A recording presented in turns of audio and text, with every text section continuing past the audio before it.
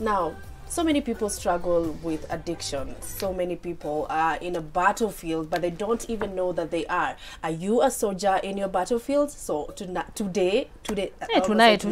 Well, it's evening. Nasikia nikaa nikimbishe ikwe jioni tulale, lakini sawa mambo bado hatujafika time ya lala salama. So today in studio we have a very beautiful girl.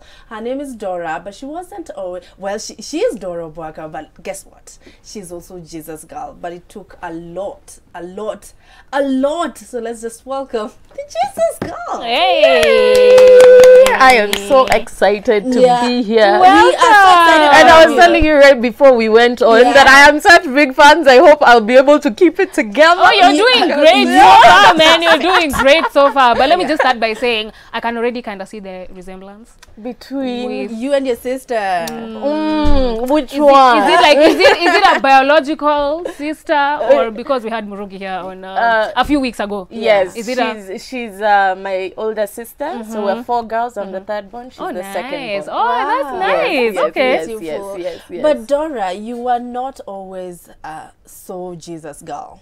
So maybe you can give us a little story. Of course, you're you're an impeccable writer. I love your music. But what about the not so Jesus girl? Let's talk. Let's take it back a little bit. Okay, the not so Jesus girl. Well, I started drugs at you know, there's different phases of addiction. There's occasionally, then it slips. You say on the weekdays you'll never do it. You know, you have work or you have school. Yeah. But it now began to move into the week when you never used to drink. A little thought would actually because no one starts with a mzinga. So the more you drink, the more you know.